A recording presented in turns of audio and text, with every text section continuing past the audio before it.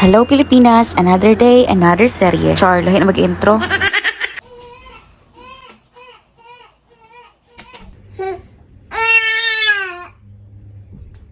Aw, dara ang tinuod nga voice over. Maayong buntag diha ka natong tanan. Ako si Belinda, nagpadala og sulat mensahe aron isugilon ang suliran sa akong kinabuhi. Usa ko ka babae, lain pug laki nga nagpuyo sa halayong dapit. Nga diin mo tabok pa.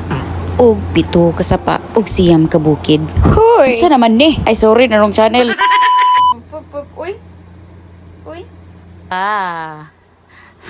Kaya daguman ang panahon mao tong wala sa minilihok ni Caleb. Unya tama-tama na inibisita namo diri. Unya paguli pud nila dayon tama-tama ni gawas ta ang haring adlaw. Ako anang gipanggawas ang mga nilabhan nako gahapong adlaw. Kaya lagi dugay ko na human og laba kasi Caleb dili man magpabutang. Anyways, nagprepare nako og tubig para ligoon si Caleb. Kaya aron lami na iyang paminsar og lindot na pud iyang tulog. Kay since wala naman kaayo ko'y trabahoon karong adlaw kay gihuman naman nako kagabi wala lang ko nag-video. Kaya aron madiretso nga ako ang lihok. Maong today gaan na lang ang amo ang adlaw. Mao ra gid ang amo agenda diri, maligo, matulog, magpadedi, gawa sa ubang mga buhatonon diri sa panimalay. Mao ra gyud magsige ra gyud balik-balik ang amo ang ginabuhat diri. And I guess mo na gid ni ang life cycle as a mother. Wala kay laing magunitan kundi ang diaper, bata, haplas, cellphone, kay lain sig di ta mag cellphone og padidi ta katulgon ta na mabuyan ang bata. Nahilak na si Caleb kay ako magilipihan ang iyang ilo niya. Kabalo na gid siya nga lipihan ako siya. After that nakatulog na gid siya mo tong dali-dali ko og kaligo pero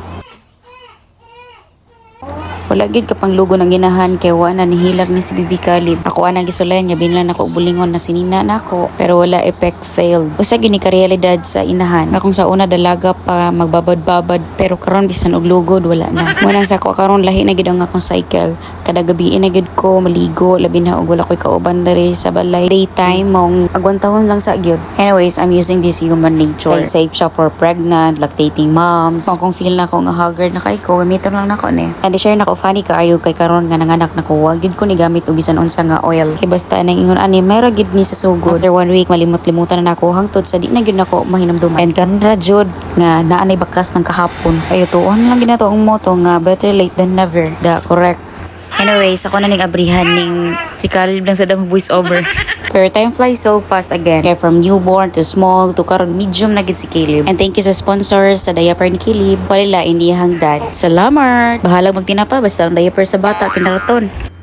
Ug motto after everything, wa na mag-sleep na ang everybody.